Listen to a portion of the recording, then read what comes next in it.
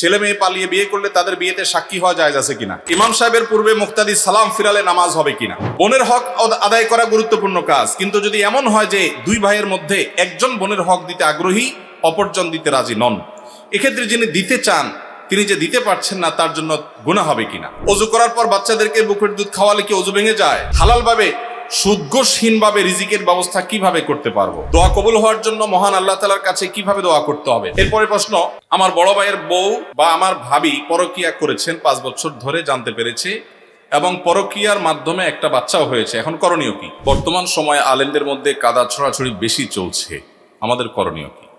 কোন হুজুর আবার কাদা মারলো? শীতকালে কাদা পাবে কোথায় এখন ভাইয়া? তো ভাইয়েরা, ওলামায়ে কেরামের মধ্যে মত পার্থক্য থাকবে, এটা স্বাভাবিক। মতের ভিন্নতা থাকবে, এটা কি স্বাভাবিক না অস্বাভাবিক? শুধু ওলামায়ে কেরাম কেন, আমাদের নিজেদের মধ্যে মতের ভিন্নতা আছে না নাই? আছে। স্বামী স্ত্রী দুইজন সংসার করতে গেলে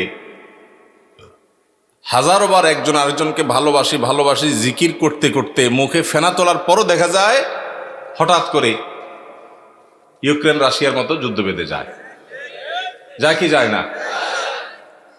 তো যারে সারাদিন ভালোবাসি ভালোবাসি যে পরিমাণ জিকির করতেছেন আর জিকির তুলতেছেন, তার সাথেও যদি আপনার বেঁধে যায়, তাহলে বোঝা গেল যত জন তত মত। মানুষের দৃষ্টিভঙ্গি, মানুষের বুঝার বেশ কম থাকে, এটা থাকবে, কিয়ামত পর্যন্ত থাকবে। সব আলেমরা সব বিষয় একমত হয়ে যাবেন, এটা কিয়ামত পর্যন্ত কখনো সম্ভব না। তাহলে মতের ভিন্নতা, ইখতিলাফ, মতের বৈচিত্র্য, এটা কখনো দোষের হতে, দোষের কোনটা ভাই? দোষের হলো এই যে কাদা ছড়াছড়ি বলতে যেটা বুঝিয়েছেন আপনি, সেটা অর্থাৎ মতভিন্নতাটা যদি মতবিরোধে চলে যায়, শত্রুতায় চলে যায়, যেখানে ইসলামের শত্রুদের সাথে লড়াই করা দরকার, সেই লড়াই যদি নিজেদের মধ্যে করে, যেই শক্তি আল্লাহ এবং তার রাসূলের দুশমন মুসলমানদের দুশমনদের বিরুদ্ধে ক্ষয় করা দরকার, সেই শক্তি যদি নিজেদের বিরুদ্ধে ক্ষয় করে, সেটা হলো নিন্দনীয়, সেটা হলো নিকৃষ্ট কাজ, সেটা হলো খারাপ কাজ। আল্লাহ তাআলা আমাদেরকে সেই খারাপ কাজ থেকে বেঁচে থাকার তৌফিক দান করুন। ভাইরা আমার, এই দেশ সেই দেশ, যে দেশ ওয়াজ মাহফিলের আওয়াজে মুখরিত হয়। এই মাটি সেই মাটি, যে মাটিতে কনকনে শীতের মধ্যে প্যান্ডেলের বাইরেও অগণিত মানুষ ঘন্টাকে ঘন্টা দাঁড়িয়ে নিজের পকেটের টাকা খরচ করে এসে মাহফিল শোনেন। লক্ষ্মীপুর থেকে এই মাহফিলে এসেছেন, দেখা করেছেন আমার সাথে। চাঁদপুর থেকে এসেছেন, আমার সাথে দেখা করেছেন। আরো হয়তো অনেকে অজানা আমার ভাইয়েরা দূর দূরান্ত থেকে এসেছেন। আপনাদেরকে কি এই ঢুলিপড়া ঐক্য পরিষদের ভাইয়েরা সবাইকে পদ ভাড়া দিছে? বিরিয়ানির প্যাকেট ট্যাকেট আছে আজকে? সেটাও নাই। নিজের খরচে, নিজের গরজে ওয়াজ মাহফিলগুলোতে যে স্বতঃস্ফূর্ত অংশগ্রহণ হয়, বাংলাদেশে কোনো সমাবেশে এইরকম স্বতঃস্ফূর্ততার কোনো দৃষ্টান্ত কেউ দেখাতে পারবে না। সেই দেশে, সেই মাটিতে আমরা মুসলমানরা সামান্য কিছু বিদেশিদের দালাল, তাদের এজেন্ডা এই দেশের মাটিতে, এদেশের মানুষের খেয়ে যারা বাস্তবায়ন করে, তাদের কাছে আমরা অনেকটা গোলামির জিঞ্জিরে আবদ্ধ হওয়ার মতো আবদ্ধ হয়ে আছি আজ 50টা বছর। 50 বছর বললে ভুল হবে, সে ব্রিটিশ আমল থেকে শুরু হয়েছে। দ্বীন এবং ইসলামকে কোণঠাসা করে একঘরে রাখার এক অপরচেষ্টা, নীল নকশা এদেশে প্রতিনিয়ত বাস্তবায়ন করা হয়। এদেশের শিক্ষাক্রমে, পাঠ্যপুস্তকে এদেশের আপামর সাধারণ ধর্মপ্রাণ মানুষের চিন্তাধারার প্রকাশ আপনি সচরাচর দেখতে খুব কম পাবেন না। এদেশের সংবিধানে, এদেশের আইনে, এদেশের মিডিয়াতে, এদেশের আদালতে, এদেশের বিভিন্ন জায়গায় গণমানুষের আকাঙ্ক্ষা বলতে যা, সেটা খুব বেশি প্রতিফলিত হতে দেখবেন না। দেখবেন যে সব এজেন্ডা বাস্তবায়ন, বিভিন্ন জিনিস পুশ করানোর চেষ্টা, এত এত শয়তানি চক্রান্ত যেই মাটিতে চলে, সেই মাটিতে ইসলামপন্থীরা পরস্পর কাদা ছড়াছড়ি করবে, এর চাইতে নির্লজ্জতা, এর চাইতে দুঃখজনক ঘটনা মুসলমান জাতির জন্য আর কি হতে পারে? আল্লাহ তাআলা আমাদেরকে ভিন্ন ভিন্ন মত থাকা সত্ত্বেও পরস্পরের সাথে সৌহার্দ্যপূর্ণ সম্পর্ক বজায় রেখে, ভিন্ন ভিন্ন চিন্তা থাকা সত্ত্বেও কাঁধে কাঁধ মিলিয়ে, হাতে হাত মিলিয়ে যার যার আল্লাহ এবং তার রাসূলের পথে আহ্বানের মিশনকে আল্লাহ তাআলা সাকসেস করার তৌফিক দান করুন। ভাইরা আমার, সাপ যখন এসে যায়, যার হাতে যা থাকে সে তা নিয়ে ঝাঁপিয়ে পড়ে। কিভাবে সাপের ক্ষতি থেকে বাঁচা যায়, ঠিক না ঠিক? আমাদের উচিত আমরা যে যেই মতের হই, যে যেই পথের হই, আমাদের কমন শত্রু, আপনার শত্রু, আমার শত্রু, ওনার শত্রু, সবার শত্রু যারা যারা আমাদের শত্রু হওয়ার ব্যাপারে কোনো ভিন্ন মত নাই, তাদেরকে আপনি আপনার মতো, আমি আমার মতো, উনি ওনার মতো, তাদেরকে দমনের পিছনে লেগে যাই। আমাদের নিজেদের পেছনে ছিদ্র খোঁজার কাজটা আল্লাহর ওয়াস্তে বন্ধ করে দিই। আমরা যারা সাধারণ মানুষ আছি, আমরা পাড়া মহল্লা থেকে ভিন্ন মতের, ভিন্ন দলের, ভিন্ন চিন্তার মুসলমান ভাইয়ের সাথে কাঁধে কাঁধ মিলিয়ে চলা শিখবো তো ইনশাআল্লাহ। মনে রাখবেন, মতের ভিন্নতা আছে, থাকবে।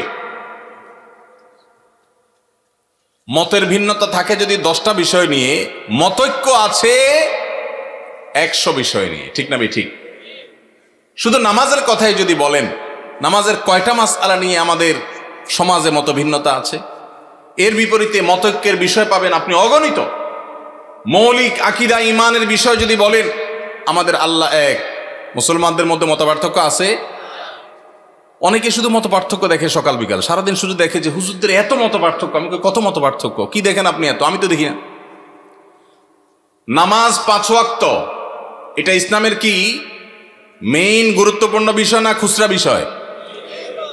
সবচেয়ে গুরুত্বপূর্ণ বিষয়, তাই না? 5 ওয়াক্ত নামাজ 6 ওয়াক্ত না 4 ওয়াক্ত না, এই ব্যাপারে কোনো আলেমের, কোনো হুজুরের কোনো ভিন্নমত আছে? তাহলে আমাদের আল্লাহ এক, এটা নিয়ে কোনো ভিন্নমত নাই। আমাদের নামাজ 5 ওয়াক্ত, এটা নিয়ে কোনো ভিন্নমত নাই। ইসলামের রোকন 5টা, ভিন্নমত নাই। আমাদের হজ করতে হবে বাইতুল্লাহ গিয়া, অন্য কোথাও না, ভিন্নমত নাই। রমজান মাসে রোজা রাখতে হবে, ভিন্নমত নাই। বাবা মার সদাচরণ করতে হবে, ভিন্নমত নাই। আমাদের রাসূল এক, সেটা নিয়েও ভিন্নমত নাই। আমাদের মৌলিক যত জায়গা আছে, মেইন যত জায়গা আছে, তার সবগুলোতে আপনি দেখবেন কোনো ভিন্নমত নাই। শাখাগত বিষয়ে ভিন্নমত তো স্বামী স্ত্রীর মধ্যেও হয়, ভাই ভাইও হয়, বাপ ছেলেও হয়, পার্টনারেও হয়। তাহলে এই বিষয়ে আমাদের ভিন্নমত থাকবে, এটাই স্বাভাবিক। এই ভিন্নমত থাকা সত্ত্বেও আপনি এক পথে গেলে মনে করছেন ইসলামের লাভ হবে, আরেকজন মনে করছে আরেক পথে গেলে ইসলামের লাভ হবে, আমি মনে করছি আরেকটা পথে গেলে ইসলামের লাভ হবে। আমাদের নিজেদের মধ্যে কামড়াকামড়ির দরকার নাই। পথ কি আমারটা ভালো না আপনারটা ভালো, এটা নিয়ে গন্ডগোলের দরকার নাই। আপনি আপনার পথে, উনি ওনার পথে, আমি আমার পথে, দ্বীনের কল্যাণে, ইসলামের কল্যাণে কাজ করি। পারলে আমার ভিন্ন মতের ভাই, তারও যেহেতু উদ্দেশ্য ভালো, তাকে সহযোগিতা করি। সেটুকু যদি কলিজায় না দেয়, অন্তত আল্লাহর হস্তে ঠেলাঠেলি, খোঁচাখুচি বন্ধ করি। আপনারা যারা আজকের মাহফিলে এসছেন, আপনাদের কাছে আমার উদাত্ত আহ্বান, এটা আপনার মহল্লার মসজিদ থেকে শুরু হতে হবে। ভিন্ন মতের মুসলমানের সাথে মুস্কি হাসি দিয়ে সালাম দেওয়া অভ্যাস করবেন। সম্ভব হলে বাসায় দাওয়াত করবেন, চেষ্টা করবেন তো ইনশাআল্লাহ। ভিন্ন মতের মুসলমানরে বাসায় দাওয়াত দিয়ে খাওয়াইলে সওয়াব হবে না গুনাহ হবে? কি বলেন ভাই, গুনাহ হবে? ভাই মদিনা শরীফ থেকে, মসজিদে নববীর সোহবতে থেকে, মদিনা ইসলামী বিশ্ববিদ্যালয় থেকে পড়াশোনা করে অনার্স মাস্টার্স করে আসছেন। সৌদি আরবে দায়ী ছিলেন, ঢাকা ইউনিভার্সিটিতে পড়াশোনা করেছেন, অনেক যোগ্য মানুষ।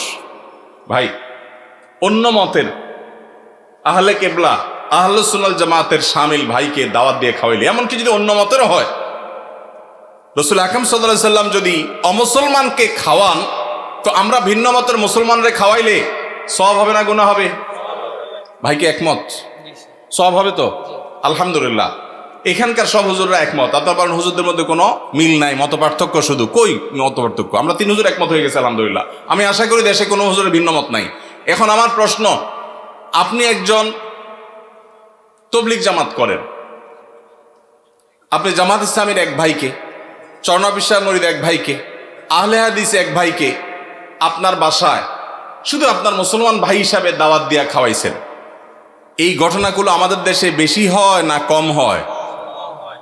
কম হয় মানে সচরাচর খুব একটা দেখাই যায় না।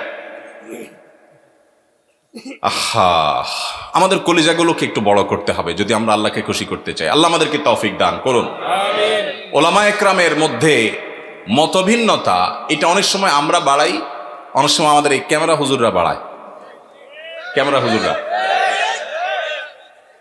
অহেতুক মিথ্যা ভুয়া থাম্বনেল দিয়া একজনের পিছনে একজনকে লাগাই দেওয়া হয়।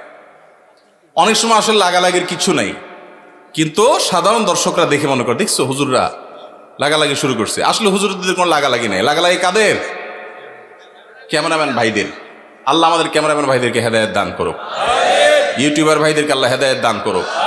সামান্য ভিউ কামানোর জন্য যারা আল্লাহর দ্বীনের ক্ষতি করছেন, যারা উলামা ইকরামের মধ্যকার সম্পর্ক নষ্ট করছেন, তারা আল্লাহকে ভয় করেন। এই টাকা জাহান্নামের আগুন হয়ে আপনাদেরকে স্পর্শ করবে। এমনি ক্যামেরা সেট করা নিয়ে আপনারা এদের উপরে খেপা আছেন, এখন তাদের বিরুদ্ধে ওয়াজ গেছে। আমি তো তাদের নিরাপত্তা নিয়ে আশঙ্কায় আছি। আল্লাহ তাআলা আমাদের ভাইদেরকে হেদায়েত দান করুন। ভাইরা আমার, সিরিয়াস ইস্যু। যারা ইউটিউবাররা আছেন, ওয়াজ মাহফিলের ভিডিওগুলো আপনারা রেকর্ড করেন, ছাড়েন, আল্লাহর হস্তে ভুলভাল ফালতু থাম্বনেল দিবেন না। এমন মিথ্যা থাম্বনেল দেখা যায় ওটার কথা ভিতরে কিছুই নেই। অনেক সাদামাটা মানুষ আছে, বুঝে না। তো ওলামা ইকরামের মধ্যে দূরত্ব সৃষ্টি করার ক্ষেত্রে এসব কাজেরও ভূমিকা আছে। আমরা যারা সাধারণ মানুষ আছি, আমাদের কাজ কি? আমাদের কাজ হলো অন্তর থেকে সব মুসলমানকে ভালোবাসবো। চেষ্টা করা যাবে না ইনশাআল্লাহ? আমি আমার কাজ করব, ভালোবাসবো সবাইকে। কাজ আমি যেটাকে সঠিক মনে করছি সেটাই করব, কিন্তু আমার ভালোবাসা হবে সব মুসলমানকে। ঠিক আছে না ইনশাআল্লাহ? সব আহলে কিবলাকে, সব আহলে সুন্নাহ ওয়াল জামাতকে। আল্লাহ তাআলা আমাদের সবার দিলগুলোকে বড় করার তৌফিক নসিব করুন। আলহামদুলিল্লাহ, ওলামা ইকরাম যুগের চ্যালেঞ্জ উপলব্ধি করতে সক্ষম হচ্ছেন। আমরা দেখতে পাচ্ছি চতুর্দিকে আলহামদুলিল্লাহ ভিন্ন ভিন্ন মতের ওলামা ইকরাম একই মঞ্চে আলোচনা করছেন, উঠছেন, দেখা সাক্ষাৎ হচ্ছে। এটা একটা ভালো ইন্ডিকেটর, এটা ভালো আলামত। আমরাও মহল্লা মহল্লায় চর্চা শুরু করব। আমি যেটা বলেছিলাম, ভিন্ন মতের ভাইকে দাওয়াত দিয়ে খাওয়াবেন, তার বাসায় যাবেন, তার প্রতি সহমর্মী হবেন, তার জন্য দোয়া করবেন, তার ছেলেমেয়ের জন্য দোয়া করবেন। এর মাধ্যমে নিজেদের মধ্যে সম্প্রীতি এবং সৌহার্দ্য বাড়বে। আল্লাহ আমাদেরকে তৌফিক দান করুন। এরপরের প্রশ্ন, আজকাল হাই ভলিউমে গান শোনাটা ফ্যাশনে পরিণত হয়েছে, এটা থেকে কিভাবে পরিত্রাণ পেতে পারি আমরা? ভাইরা আমার, হাই ভলিউমে যারা গান শুনে, তারা আসলে কি গান শুনে না শোনায়? নিজে শুনতে হলে তো খুব বেশি হাই ভলিউমে গান শোনার দরকার নাই। নিজে শোনার জন্য তো লো ভলিউমে গান শোনাটা যথেষ্ট। যারা গান শুনতে চায়, মানুষ আছে একজন বা দুইজন এক জায়গায়, কিন্তু ফুল ভলিউম দিয়ে যখন ঝাঁকানাকা গান শুনছে, পুরো এলাকা কাঁপতেছে মাটি সহ, তারা কি নিজেরা আসলে গান শুনছে না শোনাচ্ছে? এজন্য প্রশ্নকর্তা ভাই যে ফ্যাশন লিখেছেন, খুব যথার্থ লিখেছেন। এটা যতটা না গান শোনা, ততটা তার চেয়ে বেশি ফ্যাশন। এটা হলো একটা অনাচার, একটা জুলুম, এটা হলো একটা অসভ্যতামূলক আচরণ। এটা কোনো সভ্য ভদ্র সমাজের কোনো মানুষের, ভদ্র মানুষের, ভালো মানুষের কোনো আচরণ হতে পারে না। আমি সব সময় এটার বিরুদ্ধে কথা বলার চেষ্টা করি। আমাদেরকে একটা বিপ্লব করতে হবে, সেটা হলো শব্দ সন্ত্রাসের বিরুদ্ধে বিপ্লব। অনেকেই দেখা যায় বিয়ে, গায়ে হলুদ, গায়ে মরিচ, আকিকা, নানান অনুষ্ঠানের নামে হাই ভলিউমে ডেকসেট ভাড়া করে গান শুনছে। এখন আমার প্রশ্ন হলো, আপনার মনে অনেক খুশি, আপনি লাফাচ্ছেন গানের তালে তালে, ভালো কথা, হতে পারে, এটা আপনার ব্যাপার, ভালো কথা বলতে এটা আপনার ব্যাপার। কিন্তু আরেকজন হয়তো অনেক মনে কষ্টে আছে, তার অনেক চিন্তা দুশ্চিন্তা, কোনো কারণে পেরেশানি, হয়তো অসুস্থ বাবাকে নিয়ে বসে আছে, কিন্তু পুরো এলাকাকে আপনি প্রকম্পিত করছেন বাজ বিচার করা ছাড়া। তাহলে যে বেদনায় আছে, তার বেদনাটা আপনার গানের আওয়াজে আরো বাড়াই দিবে।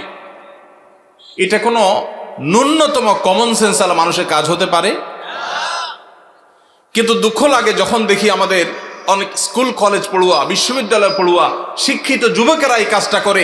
এটা তো একজন শিক্ষিত মানুষ দ্বারা কখনো হতে পারে না, যে আমি উচ্চ ভলিউমে, হাই ভলিউমে গানের আওয়াজে আশপাশে মানুষকে অতিষ্ঠ করব, মানুষ কষ্ট পাবে, মোবাইলে কথাটা পর্যন্ত বলতে পারবে না। এটা কোনো সভ্য সমাজে গ্রহণযোগ্য হতে পারে না। ভাইরা আমার,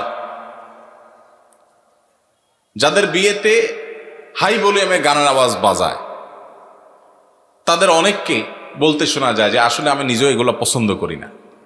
তাহলে কেন হয়? বলে ভাতিজা ভাগিনারা, ছোট ভাইরা একটু একটু তারা চায়, শখ করছে ওরা। ভাতিজা ভাগিনারা কি করছে? শখ করছে। বিয়ে করবেন জীবনে একবার না দুইবার? একবার। কাদের কাদের দুইবার করার নিয়ত আছে? হাত তোলেন। মাশাআল্লাহ, ঘুমেছিল এরা মনে হয়। ঠিক আছে ভাই, বিয়ে যেহেতু একবারই করবেন বেশিরভাগ মানুষ, সে একটা বিয়ে হোক আদর্শ বিয়ে, সে একটা বিয়ে হোক স্মরণীয় বিয়ে, ওই বিয়েতে মানুষের বদদোয়া আসুক, কেউ চান? তাহলে ভাতিজা ভাগিনা কেন, আরো কেউ যদি বলে, ছোট ভাইরাও যদি বলে, তাহলে সেই অনাচার আমরা করতে দেব না ইনশাআল্লাহ।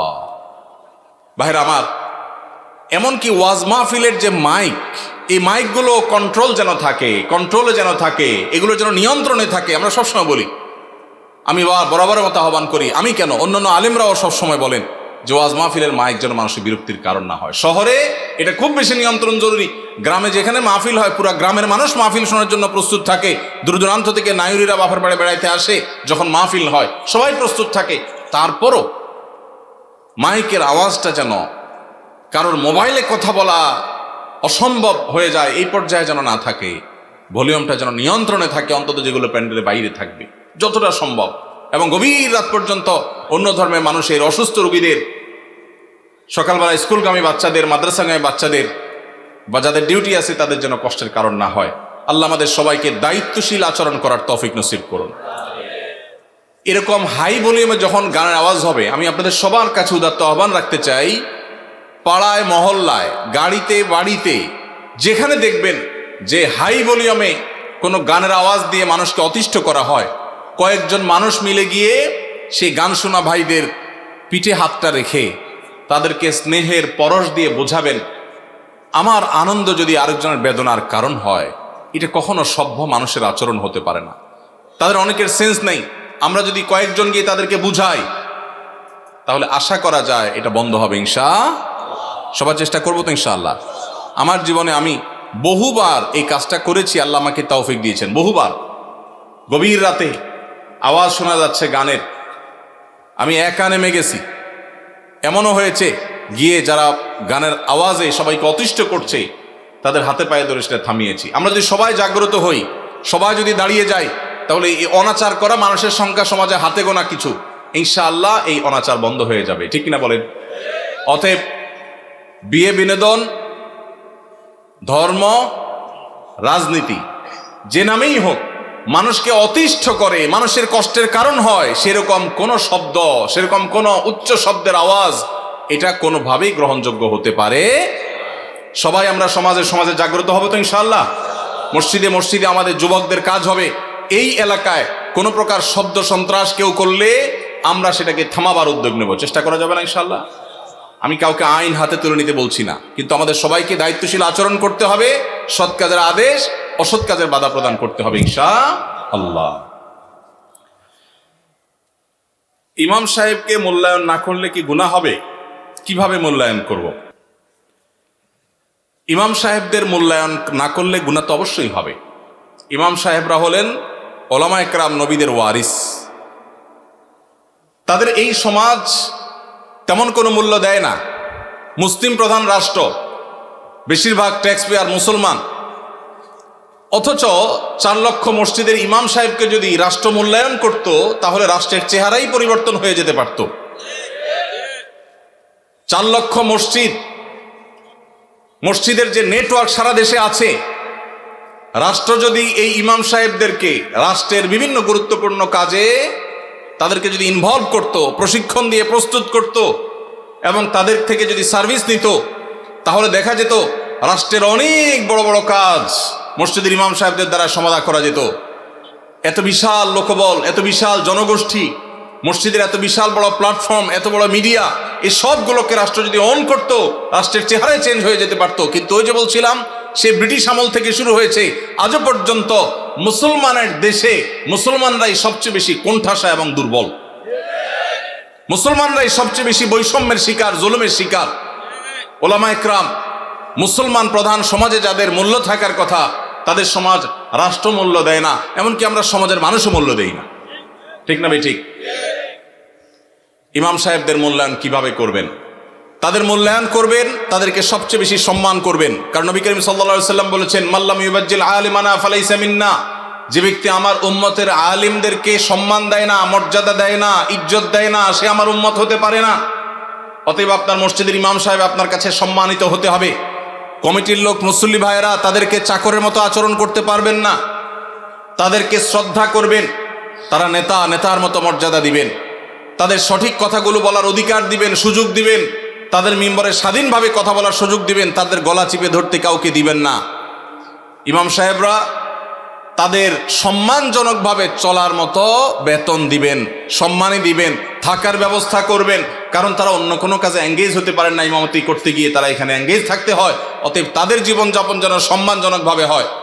পৃথিবীর অন্য যে কোনো মুসলমান দেশে, পৃথিবীর অন্য যে কোনো মুসলমান প্রধান দেশে মসজিদের ইমাম সাহেবরা আমার ক্ষুদ্র জ্ঞান অনুযায়ী বাংলাদেশের ইমাম সাহেবদের চাইতে ভালো অবস্থানে আছে অর্থনৈতিকভাবে। দুর্ভাগ্য আমাদের দেশে মানুষের, যে আমাদের দেশে মানুষের অনেক ভালো ভালো গুণ থাকলেও মসজিদে ইমাম খতিব সাহেবদের সম্মানী, তাদের বেতন ভাতা, এগুলো দেওয়ার ব্যাপারে আমাদের বেশিরভাগ মসজিদ কমিটির লোকেরা কার্পণ্য করে। মনে করে ইমাম সাহেবের বেতন আবার 20-30 হাজার টাকা, এত টাকা দিয়ে উনি কি করবে? এই এলাকায় যে সমস্ত ইমাম সাহেবরা আছেন, আমি কি কাউকে দেখতে পারি? কেউ আছেন ইমাম সাহেবরা? কোথায়? আপনার বেতন কত ভাই? পুরুষের নাকি বেতন জিজ্ঞেস করলে এটা নাকি আয়ব, আপনি মনে কষ্ট নিয়েন না, এটা শুধু একটু বোঝার জন্য। কত? আপনি ইমাম, আপনি ইমাম, আপনার কত? দোনোজনের 7,000। কোন এলাকার আপনারা? ওনাদের ভাইদের মসজিদ। আপনি কোন মসজিদের ইমাম? বড় মসজিদ নাম কি? পশ্চিম পাড়া বড় মসজিদ। পশ্চিম পাড়া বড় মসজিদের কমিটির লোকজন কারা আছেন? কোন মসজিদ? কই? উনি পূর্বপাড়া। হ্যাঁ, পূর্বপাড়া মসজিদের মসজিদ কমিটির লোকেরা কেউ ভাই আছেন? হাত তোলেন, হাত তোলেন, হাত তোলেন, নাহলে আশপাশের লোকজন বাইর করে দিবে কিন্তু। হাত তোলেন। আছে পূর্বপাড়া কেউ আছে? আছে, থাক, আমরা ওনাকে দেখাতে চাই না। আছে, পশ্চিম পাড়ার আছেন? আছেন। আর ইমাম সাহেব নাই? কই কই ভাই ইমাম সাহেব, আপনি কোন পাড়ার? একটু দাঁড়ান, কষ্ট করে একটু দাঁড়ান। কোন গ্রামের ইমাম আপনি? হ্যাঁ, মনোহরপুর। আপনার বেতন কত ভাই? 5,500। এই মনোহরপুরের মসজিদ কমিটির কেউ আছেন? মুসল্লি কেউ আছেন কিনা অন্তত? যারা আছেন হাত তোলেন তো। মুসল্লি কারা? কেউ হাত তুলবে না। কমিটির একজন পাওয়া গেছে? মুসল্লি, আচ্ছা থাক। আর ইমাম সাহেব কে আছেন বলেন? আপনি ইমাম ভাই, আপনার বেতন কত? হ্যাঁ, মসজিদ থেকে বেতন কত বলতেছি? মসজিদ মাদ্রাসা দুই ডিউটি বেতন 11.5। তার মানে আমরা যদি 5.5 ধরি, তাহলে 5.5 মসজিদ থেকে বলা যায়। 5 ওয়াক্ত নামাজ পড়ান, ইমামতি করেন, 5 ওয়াক্ত নামাজ পড়ান, 5,500 জুমা সহ। আপনার কোন এলাকা? এই গ্রামের নাম বলেন? ডুলিপাড়া। কই মাহফিলের আয়োজক কারা? সামনে আসেন না, সামনে আসেন। কই পোস্টার? কই নাম বলার আগে সামনে আসেন। নামই নেই, চালাকেরা।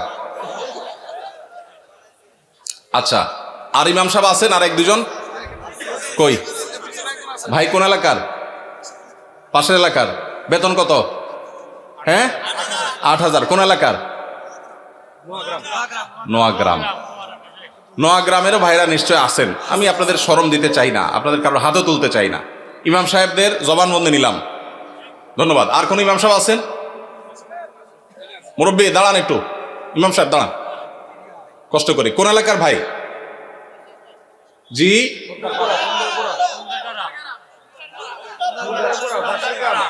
এতজন বললে কেমনে বুঝবো? খুন্দারপাড়া, খুন্দারগড়া। ওকে, আপনার পাশের গ্রাম। আপনার বেতন কত ভাই? 6,000। বসেন ভাইরে, প্রশ্ন প্রসঙ্গে চলে আসলো। এতজন ইমামের জবানবন্দি আমরা নিলাম, হয়তো খুঁজলে আরো 10-20 জন ইমাম পাওয়া যাবে। অনেকে হয়তো চক্ষু লজ্জায় হাতটা উঠাচ্ছেন না, বলছেন না। ভাইরা আমার, এটা আমাদের জন্য, বাংলাদেশের মানুষের জন্য লজ্জা, অনেক বড় লজ্জার বিষয়। পৃথিবীর অন্য যে কোনো দেশের সাথে আপনি যদি তুলনা করেন, শুধু সৌদি আরবের কথা যদি বলি, আমি 10 বছর সৌদি আরবে ছিলাম। আমাদের শেখ সাইফুল্লাহ মামুন ভাই দীর্ঘদিন সৌদি আরবে ছিলেন। সৌদি আরবের সকল মসজিদের ইমাম সাহেবরা ইমামতি করে যেই সম্মানী পান, সেটা এভারেজে 5 থেকে 7,000 সৌদি রিয়াল। পাশাপাশি বাসা, বিশাল বড় বাংলো, সাধারণ বাসা না, বিরাট এরিয়া নিয়ে বাংলো। এইটা হলো তাদের এক্সট্রা ডিউটি, এক্সট্রা ইনকাম প্রত্যেক ইমাম সাহেবের। এমনকি মক্কার মসজিদে হারামের ইমাম এবং মুয়াজ্জিন, মসজিদে নববীর ইমাম এবং মুয়াজ্জিন, সবাইরই এই পেশার বাইরে তাদের আরেকটা মূল পেশা আছে।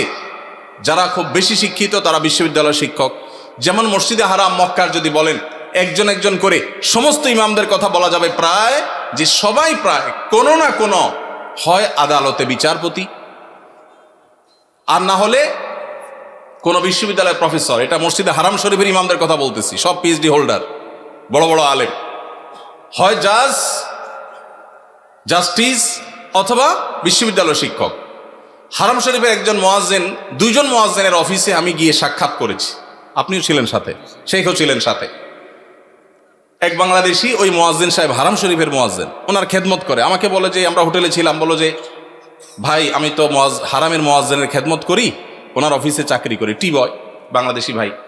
বলো যে ওনাকে বলছি যে আমার দেশে এক হুজুর আসছে, ওমরা করতে, দেখা করতে যাবেন কেন? হারাম শরীফের মুয়াজ্জিনের সাথে দেখা করাও তো সৌভাগ্যের বিষয়, চলেন যাই। গেলাম, যায় দেখি একটা কোর্টে উনি একটা সাধারণ একটা ডেস্কে চাকরি করেন, হারামের মুয়াজ্জিন। আমরা যদি বাইতুল মুকাররমের মুয়াজ্জিন হইতাম তো আমাদের ঠেলায় তো মানুষই টিকতো না, আবার চাকরি করা। হারামের মুয়াজ্জিন, যে বেতন, যে প্রটোকল, যে সম্মান, আবার চাকরি করা লাগে, কিন্তু করতেন। পাড়া মহল্লার যে সমস্ত মসজিদের ইমামরা, মুয়াজ্জিনরা, তারা সবাই হয় পুলিশে চাকরি করে, আর না হলে কোনো স্কুলে তারা শিক্ষকতা করেন। বেশিরভাগ এই 2 ক্যাটাগরিতেই থাকেন।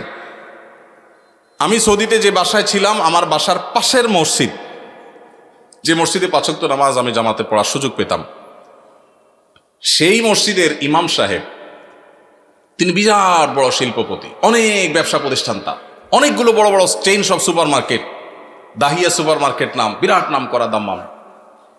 ভাইরে, ইমাম সাহেবদের অন্য বড় বড় চাকরি এবং ব্যবসা থাকার পরও মসজিদ থেকে তাদেরকে বাংলো এবং বিরাট বড় সম্মানে দেয়া হয় সৌদি আরবে। আপনি বলবেন সৌদি আরব মানুষের বেতন অনেক বেশি, বেতন অনেক বেশি এই জন্য বাড়ি অনেক বড়টা দেয়, বেতন অনেক বেশি এই জন্য টাকা বাংলাদেশি টাকায় 1.5 লাখ 2 লাখ দেয়, এটা হলো সেকেন্ড ইনকাম, তার ফার্স্ট ইনকাম আরেকটা আছে। তাই বলে আপনি 5-6 হাজার টাকা দিবেন?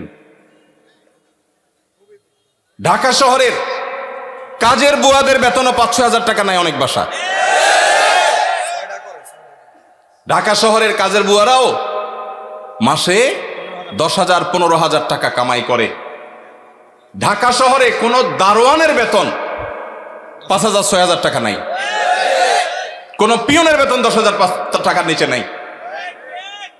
সেখানে কুমিল্লা শহরের কাছে, এটা সদর থানা এবং শহরের কাছে, এই জায়গায় 5-7 হাজার টাকা আজকালকার বাজারে চাউলের টাকা জোগাড় করা অত কঠিন হয়ে যায়। এই ইমাম সাহেব আবার যখন কোনো একটা কাজ করতে যাবেন ইমামতির পাশাপাশি বলবে, হুজুর আমাদের দুনিয়াদার হয়ে গেছে, হুজুরদের দুনিয়ার লোভে ধরছে। এক বেটা তার মসজিদের মুসল্লিরা ইমাম সাহেবকে এরকম খোঁচাইত, বেতন দেওয়ার নাম নাই, ইমাম সাহেব আর কিছু করলে ডিস্টার্ব করত। তো ওই মসজিদে একজন ভালো মানুষ ছিল, উনি বললেন, হুজুর আপনাকে আমি ওই যে মুসিরা যে জুতা পলিশ টলিশ করে ওরকম একটা বাক্স কিনে দেব, সাথে রং টং যা লাগে ডাস্টার ব্রাশ এগুলো সব দিয়ে দিব, আপনি ইমামতি করে মসজিদে নামাজ পড়ানো শেষ হলে মসজিদের বাহিরে এসে ওইটা নিয়ে বসে যাবেন এবং মুসল্লিদেরকে বলবেন, ভাই আপনাদের জুতাগুলো দেন, যার যার পলিশ করা লাগে আমি করবো, আপনারা আমার টাকা দিয়ে। ইমাম সাহেব চোখ বড় বড় হয়ে গেছে, কি বলে রে বেটা? বলে, ভাই আপনি এই কাজটা যদি করেন, মুসল্লিরা বাইর হয়ে যেটা সিসি করবে, আরে হুজুর এটা কি করছেন? তো ওইটাকে বলেন যে, ভাই এই জুতা যদি আমার কাছে দিতে আপনার লজ্জাবোধ হয়, আপনার কাছে যদি অপমান বোধ হয়, তাহলে জুতা আমার কাছে নিয়ে আপনার নিজের গালে নিজে মারা উচিত। আমি বলছি না যে আক্ষরিক অর্থে ইমাম সাহেবকে ওইটা মারতে তিনি বলেছেন। অনেক আগে ঘটনা কোথাও শুনেছি, সত্য হতে পারে, রূপক হতে পারে, কিন্তু এই গল্প আমাদের শিক্ষা দেয়। আমাদের মসজিদের ইমাম সাহেবদের, মুয়াজ্জিন সাহেবদের সম্মানে আমরা দিতে চাই না, মাহফিল করে বক্তার জন্য মোটা অঙ্কের হাদিয়া রেডি রাখি। আপনারা বলবেন, হুজুর আপনিও তো মোটা অঙ্কে নিয়েই যাবেন, ওয়াজ তো করতেছেন। ভাই আমাকে মোটা দেখ, চিকন দেখ, না দেখ, এটা নিয়ে আমার মাথা ব্যথা নেই, আলহামদুলিল্লাহ। এবং আল্লাহর মেহেরবানিতে এটা নিয়ে আমার কোনো প্রত্যাশাও নাই, আল্লাহর ফজলে। কিন্তু মাহফিল আয়োজকদেরকে বলতে চাই, যারা মাহফিল আয়োজন করেন, লক্ষ লক্ষ টাকা যদি মাহফিল পিছনে খরচ করতে পারেন, ইমাম সাহেবদের বেতন কেন 15,000 20,000 টাকা হতে পারে না? এই দেশে বিভিন্ন শ্রেণী পেশার মানুষদের বেতনের সর্বনিম্ন স্কেল বা একটা স্কেল ঠিক করে দেওয়া হয়। আমি দাবি করতে চাই, আমাদের রাষ্ট্রের উচিত, রাষ্ট্র নিজে ইমাম সাহেবদেরকে মূল্যায়ন করতে না পারলেও মিনিমাম যেন তাদের একটা সমাজে সম্মানজনকভাবে চলতে পারে, সেজন্য তাদের একটা সম্মানজনক বেতনের স্কেল ঘোষণা করা হোক। আর সমাজের যারা বিবেকবান মানুষ, আল্লাহর হস্তে তারা ইমাম সাহেবদের সম্মান দেওয়া, মর্যাদা দেওয়া শিখবো তো ইনশাআল্লাহ। আপনার এলাকার মানুষ যারা আছেন, প্রশ্ন প্রসঙ্গে হয়তো আপনাদের ইমাম সাহেবদের বেতনগুলো আমরা জানতে পারলাম, আপনারা মনে কষ্ট নেবেন না, আপনাদেরকে ছোট করা আমার উদ্দেশ্য না। আমার উদ্দেশ্য হলো আমাদের বিবেকগুলোকে জাগ্রত করা।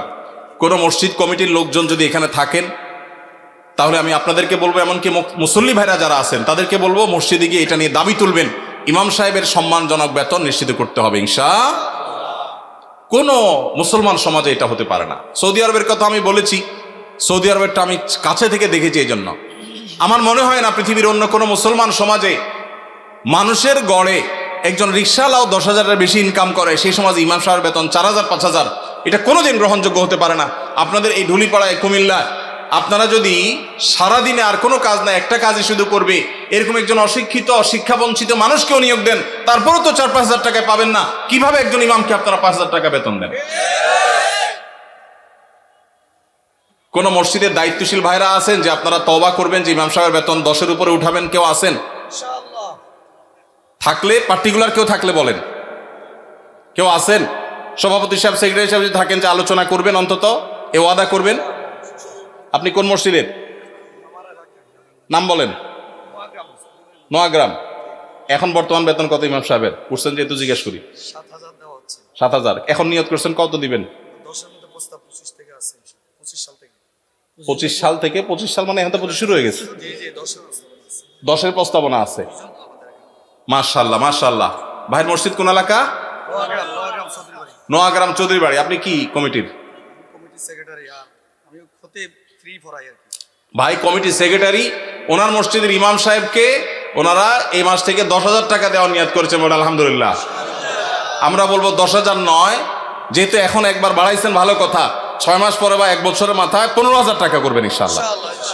যখন ওরা সেটারও নিয়ত করবেন। নোয়াগ্রামের ভাইয়েরা আপনারা দেখে শুনে রাখেন কিন্তু। রাগ করেন নাই তো আবার? জাযাকাল্লাহ খাইর। আর কোন কমিটির ভাইরা আছেন যে নিয়ত করবেন, নিয়ত চেঞ্জ করবেন? বলেন দেখি, বলেন। আজকে ভিন্ন কালেকশন হোক, বহু কালেকশনই তো করলাম। ভাই কোন মসজিদের বলেন? জি মাশাআল্লাহ, 10,000 রানিং দিচ্ছেন। একটা ভালো উদাহরণ পাওয়া গেল। মাশাআল্লাহ মাশাআল্লাহ, ভালো উদাহরণ আছে। কোন এলাকার? আলমপুর। কিন্তু 10,000 টাকা তো যথেষ্ট না ভাই। কবে নাগাদ আনুমানিক একটা আইডিয়া দেন না, আইডিয়া দেন না। আলাপ করেই তো দিবেন, আপনি তো একা দিবেন না। অন্তত প্রস্তাবনা দিয়ে, যে মাহফিল থেকে হুজুররা প্রস্তাবনা দিছে, অন্তত 15,000 ভিতরে রাখেন, 12 থেকে 15 ভিতরে ইনশাল্লাহ। কবে নাগাদ? আলোচনা সাপেক্ষে। ঠিক আছে। আপনি মসজিদ কমিটির কি সেক্রেটারি সাহেব? মাশাআল্লাহ, আল্লাহ সেক্রেটারি সাহেবকে তৌফিক দান করে বলুন আমিন। একটা ভালো দৃষ্টান্ত। ভাইরা 10,000 দিচ্ছেন, মাশাআল্লাহ, কিন্তু 10,000 যথেষ্ট না ভাই, 10,000 যথেষ্ট হতে পারে না। আল্লাহ তাআলা আমাদেরকে উলামায়ে কেরামের, মসজিদের ইমাম সাহেবদের মূল্যায়ন করার তৌফিক নসিব করুন। আমি ভাই একাধিক মাহফিলে এমন ঘটেছে যে মসজিদে গিয়ে ইমাম সাহেবদের বেতন কম, এটা ব্যক্তিগত আলোচনা জানতে পেরেছি। আমি আমার মতো করে কমিটির ভাইদেরকে দাওয়াত দিয়েছি এবং বোঝানোর চেষ্টা করেছি, আমরা মাহফিলের জন্য যদি লাখ লাখ খরচ করতে পারি, কেন ইমাম সাহেবদের দিতে পারবো না? আল্লাহ আমাদেরকে তৌফিক দান করুন। রাসূলের জামানার সাথে আমাদের মসজিদের কার্যক্রমের কোনো পার্থক্য আছে কিনা? ইমামদের কি কি ভূমিকা পালন করা দরকার?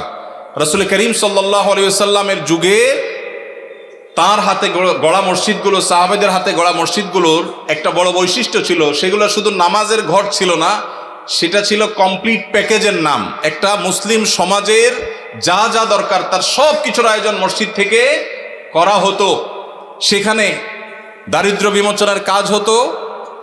কারো পারিবারিক কলহ হলে নবী সাল্লাল্লাহু আলাইহি ওয়াসাল্লামের কাছে আসলে তিনি সেটা মীমাংসা করতেন। এই ঘটনা বহু আছে। কোনো মানুষ ক্ষুধার্ত, তিনি এসে নবীজির কাছে সাহায্য চেয়েছেন, তার জন্য নবী সাল্লাল্লাহু আলাইহি ওয়াসাল্লাম সাহায্য তুলেছেন, সেটাও আছে। আমাদের মসজিদগুলো থেকে নবী করিম সাল্লাল্লাহু আলাইহি সাল্লামের মতো, সেই মসজিদের মতো আজ বহুমুখী কাজ হয় না। আমরা বেশিরভাগ মসজিদগুলোকে শুধু নামাজের ঘর বানিয়ে সীমাবদ্ধ রেখেছি। আমাদের মসজিদগুলোতে যুবকদের জন্য তেমন কোনো আয়োজন নেই, আমাদের মসজিদগুলোতে শিশুদের জন্য তেমন কোনো আয়োজন নেই। আমি আশ্চর্য হয়েছি ইউরোপের বিভিন্ন মসজিদে দেখে, যে অমুসলিম প্রধান দেশ, আমাদের বাংলাদেশি ভাইরা সেসব মসজিদ বানিয়েছেন, কিন্তু সেখানে দেখা গেছে শিশুদের জন্য আলাদা আয়োজন। আপনারা এখানে যারা আছেন, কয়টা মসজিদ আছে বলতে পারবেন যে আমাদের মসজিদে শিশুদের জন্য সুস্থ সংস্কৃতি চর্চার, আমাদের সমাজে মসজিদে বাচ্চাদের জন্য নামাজে আসলে বিনোদনমূলক, তাদের জন্য প্রণোদনামূলক ব্যবস্থা আছে? এরকম ব্যবস্থা আছে কয়টা মসজিদে ভাই? খুব একটা নাই, বরং উল্টা আরো ধমক দেয় বলে। মসজিদে আসলে ধমক দেওয়ার কালচার আছে, বন্ধ করতে হবে এই কালচার।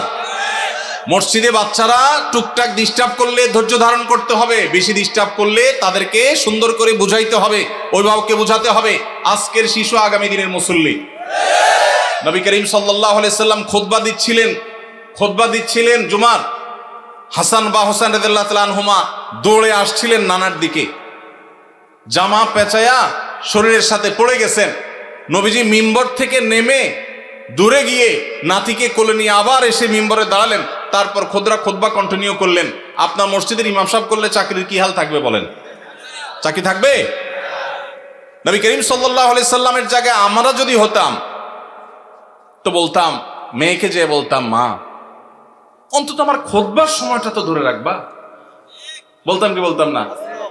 আমার নবী করিম সাল্লাল্লাহু আলাইহি সাল্লাম সেরকম কথা বলেছেন বলে জানা যায় না। তিনি সিজদায় গেছেন জামাতে নামাজে, ভাই একাকী না, মসজিদে তিনি ইমামতি করছেন। তার পিঠের উপরে হাসান হোসেন যখন উঠে বসছেন, নবী সাল্লাল্লাহু আলাইহি ওয়াসাল্লাম আর তাদেরকে নামানোর জন্য কোনো কসরত করেন নাই। ওই অবস্থায় তিনি অপেক্ষা করছেন, সিজদার তাসবিহ বাড়াচ্ছেন, সময় যাচ্ছে। নাতির ঘোড়ায় চড়ার শখ পূরণ হওয়ার পর যখন পিঠ থেকে নামছে, তখন নবী সাল্লাল্লাহু আলাইহি ওয়াসাল্লাম মাথা উঁচু করছেন। এরপরে নামাজ শেষে সাহাবারা জিজ্ঞেস করছে, হে আল্লাহর রাসূল, আজকে সিজদা একটু লম্বা হয়েছে, ব্যাপার কি? কি কোনো ওহী আসলো নাকি বিশেষ কোনো নির্দেশ কি?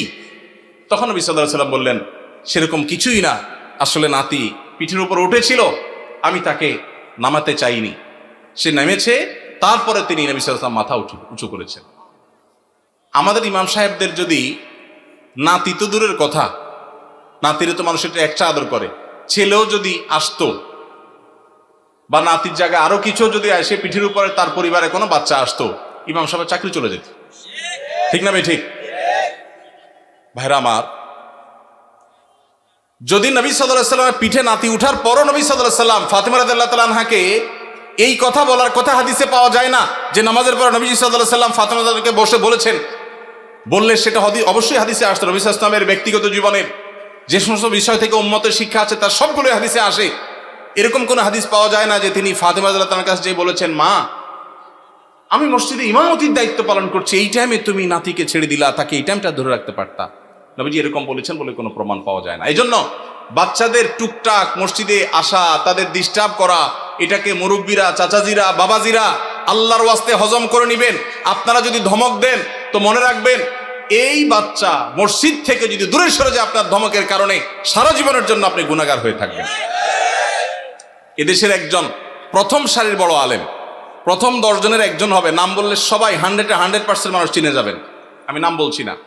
ওনার ছেলে মদিনা ইউনিভার্সিটিতে তখন পড়ে।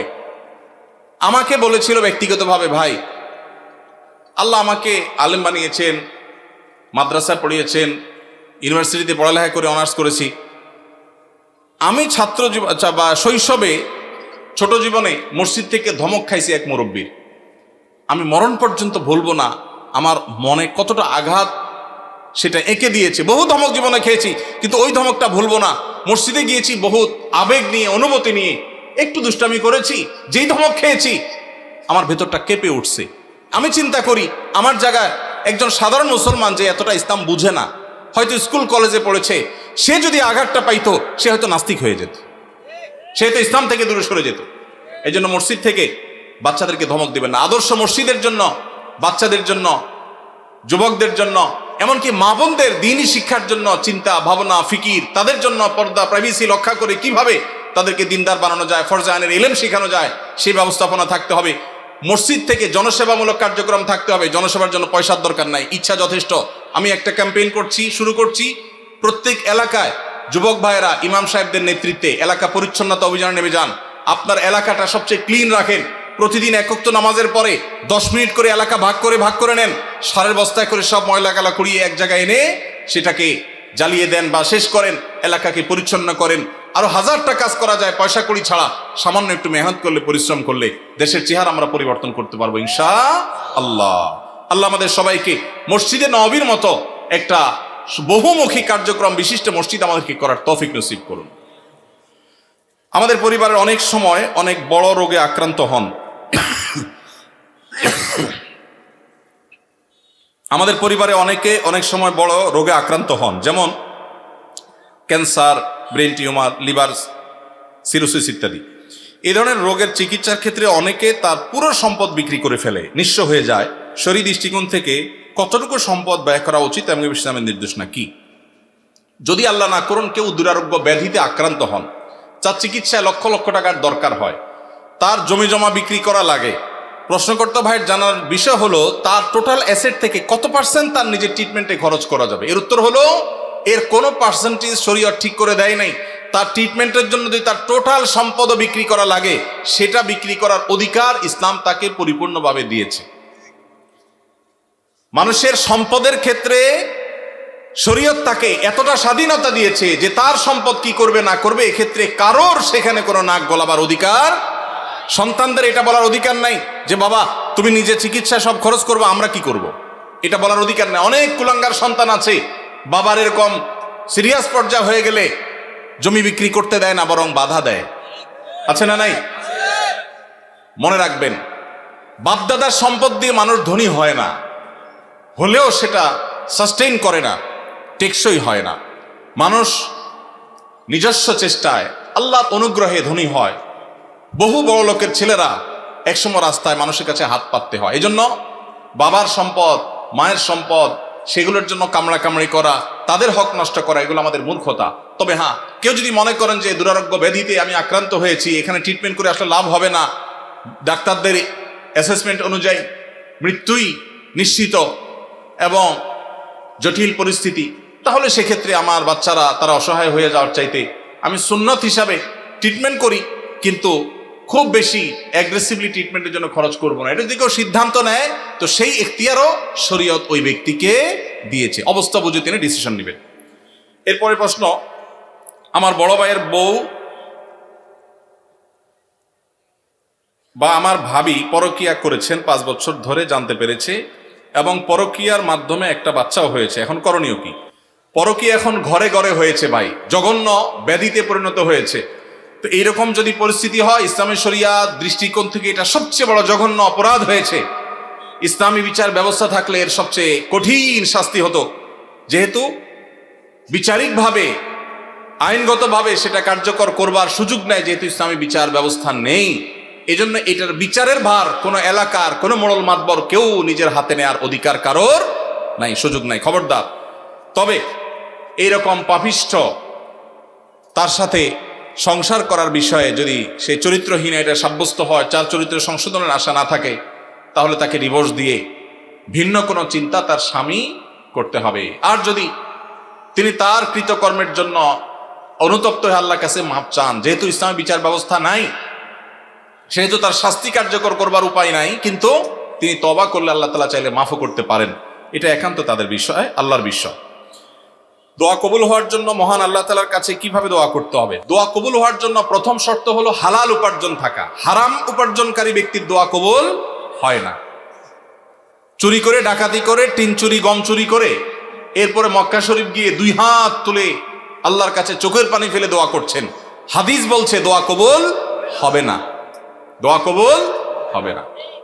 নবী করিম সাল্লাল্লাহু আলাইহি ওয়াসাল্লাম পরিষ্কার হাদিস আছে, অনেক দূর থেকে এলোমেলো চুল নিয়ে, ধুলোমলিন শরীর নিয়ে কেউ যদি কাবার চারপাশে হাত তুলে দোয়া করে, আন্না ইউস্তাজাবু লিযালিক, কিভাবে তার দোয়া কবুল হবে? নবীজি বলেছেন, কারণ দেহ, তার শরীর, তার সম্পদ হারাম দ্বারা গঠিত হয়েছে। এই জন্য দোয়া কবুলের জন্য প্রথম শর্ত হলো হালাল উপার্জন থাকা।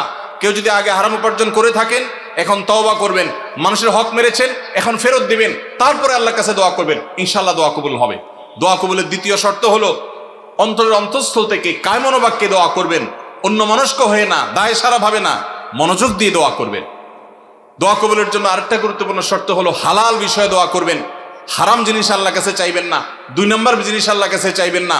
অবৈধ সম্পর্ক করার, কারোর সাথে অবৈধ রিলেশন করার, হারাম সম্পর্ক করার জন্য আল্লাহর কাছে দোয়া করবেন, এটা অবৈধ দোয়া, নাজায়েজ দোয়া, এটা করা জায়েজ নাই। বৈধ দোয়া করবেন, নেক দোয়া করবেন, ইনশাআল্লাহ আশা করা যায় আল্লাহ তাআলা দোয়া কবুল করবেন। দোয়ার ক্ষেত্রে আল্লাহর প্রশংসা, নবীজির প্রতি দুরূদ প্রেরণ, এরপরে আপনি যে কোনো চাওয়া পেশ করবেন, বৈধ চাওয়া। এবং দোয়া করার পর কবুল হচ্ছে না কেন জন্য হুলস্থুল করবেন না। এই শর্তগুলো মেনে চললে কোরআন এবং হাদিসের আলোকে আশা করা যায় দোয়া কবুল হবে ইনশাআল্লাহ। দোয়া কবুলের বেশ অনেকগুলো স্থান আছে, ইনশাআল্লাহ অন্য কোনো মাহফিলে এটার উপরে আলোচনা করতে হবে। এটা নিয়ে আমার একটা সংকলন আছে, দোয়া কবুলের 33টা জায়গা আছে, স্থান আছে, সময় আছে, সেগুলো কি কি একটা আলাদা আলোচনা ইনশাআল্লাহ আমরা বলবো। এটা নিয়ে বহু আগে আমার একটা বক্তব্য আছে অনলাইনে, কারো প্রয়োজন হলে শুনে নিতে পারেন। হালালভাবে, সুদঘোষহীনভাবে রিজিকের ব্যবস্থা কিভাবে করতে পারবো? হালালভাবে, সুদঘোষহীনভাবে, একেবারে কোনো জায়জামেলা ছাড়া আপনার মাসে মাসে অ্যাকাউন্টে টাকা চলে আসবে, এইরকম অটোমেটিক ইনকাম করার কোনো দোয়া, কোনো আমল আমার জানা নাই। আমি কি বুঝতে পারছি? অনেক যুবক ভাইরা আছেন বলে সব হারাম আর হারাম, যাবো কই? হুজুর একটু দোয়াটা শিখাই দেন, আল্লাহ করে দেখ। অনেকে আছেন ঋণগ্রস্ত, দোয়া চান, চিরকুট লিখে দেন, হুজুর ঋণ মুক্তির আমল শিখাই দেন। পার্সোনালি যদি জিজ্ঞেস করা যায় জমি জমা আছে কিনা, বলে হ্যাঁ আছে আলহামদুলিল্লাহ। তো সেটা বিক্রি করে ঋণ দেন না কেন? বলে জমি বেশি কেউ ঋণ দেয়? মানে আপনি দোয়া শিখাই দেন, আমার জমি আমার থাকুক, ব্যাংকের টাকা থাকুক, আল্লাহ উপর থেকে একটা বস্তা পাঠায় দেখ। এটা কোনো দোয়ার পদ্ধতি হতে। যে সমস্ত ভাইরা হালাল উপার্জনের কোনো পথ খুঁজে পাচ্ছেন না, তাদেরকে প্রথমেই বলবো একটা কাজ করেন, অভাব দূর হয়ে যাবে। সেটা হলো ভাব ছেড়ে দেন। কি ছাড়তে বলছি? ভাব। ভাব ছেড়ে দিলে অভাব দূর হয়ে যাবে। ভাব ছেড়ে দিলে অভাব দূর হয়ে যাবে। বুঝেন নাই কথাটা? আপনার সাথে যায় না এই কাজ, এটার নাম ভাব। এটার নাম কি? এটা আমার সাথে যায় না, আমি কিভাবে একটা শিক্ষিত ছেলে এই কাজ করি, এটার নাম ভাব। এটার নাম কি? এই ভাবের অভাবই বেশি। ভাবের অভাবই বহু লোক আছে, হাইরে কান্নাকাটি, ওরা টাকা নাই, পয়সা নাই, অভাব অভাব। বাচ্চা কাচ্চা নিয়ে চাইনিজে খাইতে গেছে, মন খারাপ। কারণ নিয়ত করছিল এবার ব্যবসার লাভের টাকা দিয়া পোলাপান নিয়ে একটু থাইল্যান্ড যাবে, হইল না, কক্সবাজার আসছে, মন খারাপ। এটা কিসের অভাবী? ভাবের অভাবী। কিসের অভাবী? ভাব ছেড়ে দিলে অভাব এমনি দূর হয়ে যাবে।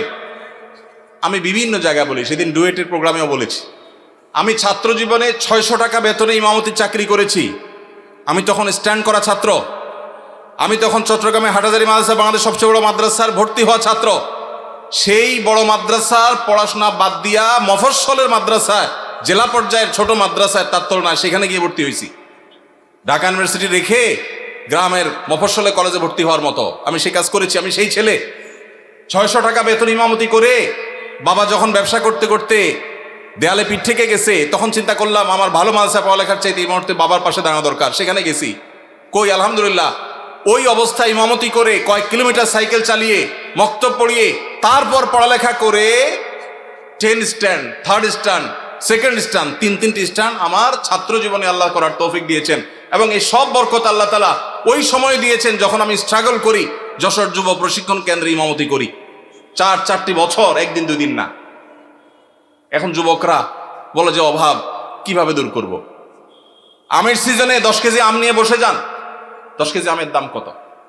আত্মীয় স্বজন বন্ধু বান্ধব চাইলে অনেকের কাছ থেকে পেয়ে যাবেন। 5 টাকা 10 টাকা করে লাভ করেন, 11 কেজির টাকা হয়ে যাবে। এরপর 11 কেজি নিয়ে বসেন, আস্তে আস্তে সামনে বাড়েন। যুবকরা এখন চাকর হইতে চায়, উদ্যোক্তা হতে চায় না। আসুন্নাহ ফাউন্ডেশন আপনাদেরকে উদ্যোক্তা বানাতে চায় ইনশাআল্লাহ। আমরা একটা সার্কুলার দিয়েছিলাম কিছুদিন আগে। আমাদের কাছে এমনি সাহায্যের জন্য আশা লোকের অভাব নাই। সার্কুলার দিয়েছিলাম যে যেই কোনো গরিব, অভাবী, যুবক, তরুণ, যে কোনো বয়সের মানুষ, সে যদি আবেদন করে আর বলে আমার একটা দক্ষতা আছে, 100 লাখ টাকার পুঁজি হলে আমি পায়ের উপর দাঁড়াইতে পারবো, সে যদি এটা সুন্দর করে বুঝাইতে পারে, তো ফাউন্ডেশন সেটা করবে। আপনারা জেনে অবাক হবেন, এই সার্কুলার দিয়ে 1-1.5 মাস গত হয়ে গেছে, এখনো পর্যন্ত আমরা তেমন কোনো আবেদন পাইনি। ফেসবুকে ওপেন সবার জন্য, যে কেউ গুগল লিঙ্কে ক্লিক করে দিতে পারে, কিন্তু উল্লেখযোগ্য আবেদন নাই। বেশিরভাগ যুবকই মনে করে যে একটা রেডিমেড সার্টেন অ্যামাউন্ট হয়ে গেলে আমার সব হয়ে যাবে। আল্লাহর সাথে চুক্তি করে, আল্লাহ লাখ 10 দিলে চলবে, একটা বাইক, একটা ফোন আর ইউ টাইপের একটা বিজনেস আইডিয়া, ব্যাস। এই বংবাং মার্কা চিন্তা করে কোনোদিন অভাব দূর হবে না। পরিশ্রমী হতে হবে, পরিশ্রমী। রাজি আছেন তো ইনশাআল্লাহ? মুসলিম তরুণ কখনো অলস হতে, নবী সাল্লাল্লাহু আলাইহি ওয়াসাল্লাম দোয়া করেছেন, আল্লাহুম্মা ইন্নী আউযু বিকা মিনাল আজজি ওয়াল কাসাল। আল্লাহ আপনার কাছে অলসতা থেকে পানা চাই, আমি অলস হতে চাই না। আল্লাহর কাছে দোয়া করেছেন। সেখানে আমরা অলস থাকি। কোনো কাজকে ছোট মনে করবেন না, অলস হবেন না। যেখানে যা পাবেন পরিশ্রমী হয়ে লেগে যাবেন, ইনশাআল্লাহ আল্লাহ তাআলা আপনার হালাল উপার্জনের শত পথ বের করে দিবেন। চেষ্টা করা যাবে না ইনশাআল্লাহ? 2টা জিনিস বলেছি, কোনো কাজকে ছোট মনে করা যাবে। আমি যত বড় মানুষই হই, ছোট কাজ করতে অসুবিধা কি? আমি একটা ব্যবসা করার প্ল্যান অনেক দিন থেকে করছি। আলহামদুলিল্লাহ, আমি 10 বছর সৌদি আরবে প্রবাসী ছিলাম। আল্লাহ তাআলা অনেক বরকত সেখান থেকে দিয়েছেন। সেটা দিয়ে আল্লাহ তাআলা ছোট ছোট 2টি ফ্ল্যাট করার তৌফিক দিয়েছেন। 10 বছর চাকরি শেষে সৌদি আরবে এতগুলো টাকা একসাথে পাওয়া যায়, ওই যে ভাই জানেন। এই সবগুলো টাকা দিয়ে আল্লাহ তাআলা যে ছোট ছোট 2টি জায়গা দিয়েছেন, তার ভাড়ার টাকা আসে, আমার ডাল ভাত খেয়ে বাঁচা যায়। তারপর আমি ব্যবসা করতে চাই, কারণ আমি চাই যে আমার ভাইয়েরা, আমার দিনী ভাইয়েরা, তারা শিখুক যে পরিশ্রম করতে হয় হালাল উপার্জনের জন্য। অন্যের উপার্জনের পথ যেন খোলে সেজন্য চেষ্টা করতে হয়। এই জন্য সুদ ঘুষ ছাড়া, হারাম ছাড়া উপার্জনের পথের জন্য কায়িক পরিশ্রম শুরু করে দেন, চেষ্টা করা শুরু করে দেন। আসুন্নাহ ফাউন্ডেশন স্কিল ডেভেলপমেন্ট ইনস্টিটিউটে বেকার তরুণদেরকে প্রশিক্ষণ দেয়। প্রশিক্ষণের পর কাউকে পুঁজি দিয়ে ব্যবসা দেওয়া, কাউকে চাকুরি দেওয়া, কাউকে বিদেশে চাকরির সন্ধান করে দেওয়া, এই কাজটা আসুন্নাহ ফাউন্ডেশন করছে। শত শত যুবকের জন্য করছে। Open for all. সামনে রমাদান উপলক্ষে স্মল বিজনেস ম্যানেজমেন্টের কোর্সের জন্য আবেদন করা হচ্ছে। দেশের যে কোনো জায়গা থেকে যে কেউ আবেদন করতে পারবে। আমাদের ফেসবুক পেজ দেখলে পাবেন। আল্লাহ তাআলা আমাদের ভাইদের হালাল উপার্জনের পথ উন্মুক্ত করে দিন, বলুন আমিন। ওযু করার পর বাচ্চাদেরকে বুকের দুধ খাওয়ালে কি ওযু ভেঙে যায়? না। বুকের দুধ মায়েরা যদি বাচ্চাদেরকে খাওয়ান ওযু অবস্থায়, ওযুর কোনো ক্ষতি হবে না। কারণ দুধ এটা কোনো নাপাক জিনিস না। শরীর থেকে নাপাক জিনিস বের হলে তখন মানুষের ওযু ভঙ্গ হয়। যেহেতু মায়ের বুকের দুধ এটা কোনো অপবিত্র জিনিস না, নাপাক না, অতএব বাচ্চাকে দুধ খাওয়ালে তাতে ওযুর কোনো ক্ষতি হবে না। বোনের হক আদায় করা গুরুত্বপূর্ণ কাজ, কিন্তু যদি এমন হয় যে দুই ভাইয়ের মধ্যে একজন বোনের হক দিতে আগ্রহী, অপরজন দিতে রাজি নন, এক্ষেত্রে যিনি দিতে চান তিনি যে দিতে পারছেন না তার জন্য গুনাহ হবে কিনা? ভাইরা আমার, এই প্রশ্ন অনেকের। অনেক পরিবারে একজন ভাই আল্লাহ ভীরু, তিনি বোনের হক দিতে চান, আল্লাহর ভয় আছে, কিন্তু বাকি ভাইরা দিতে চান না। কি করবেন?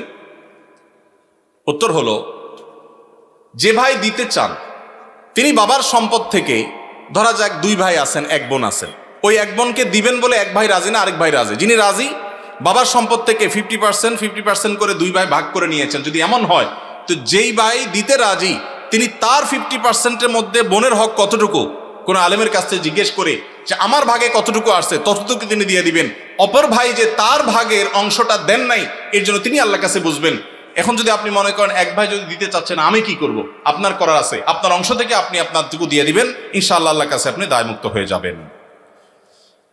কেউ মারা গেলে বা ধর্মীয় পরিচয় দিতে গেলে বলা হয় তিনি সম্ভ্রান্ত মুসলিম পরিবারে জন্মগ্রহণ করেছেন।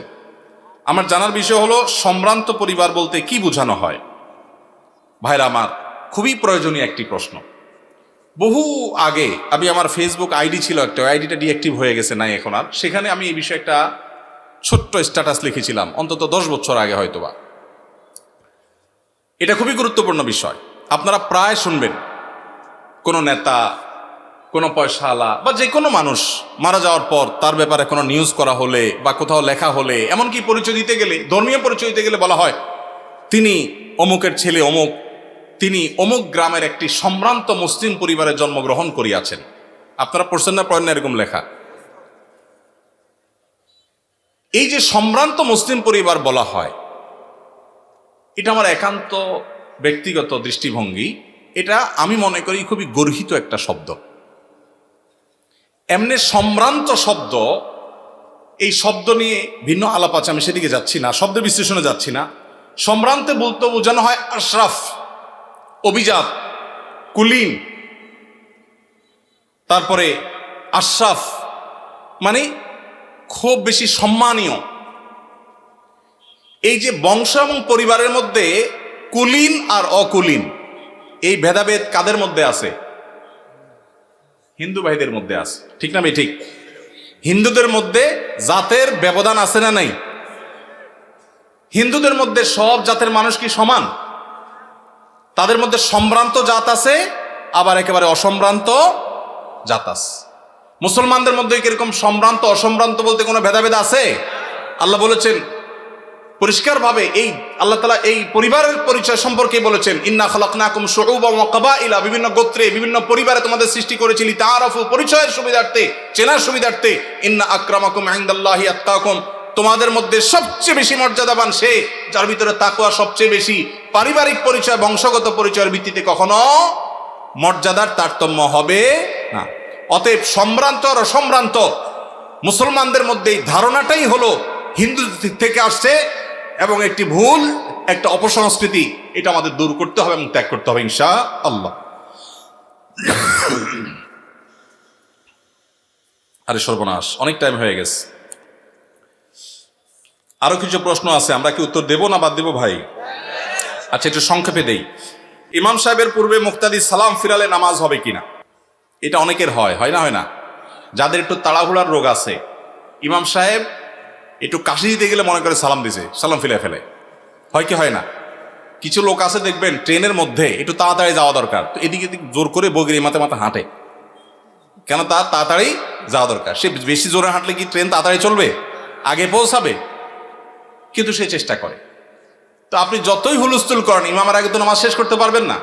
তো এই জন্য ইমামের আগে কোনো কাজ করা এটা ভুল।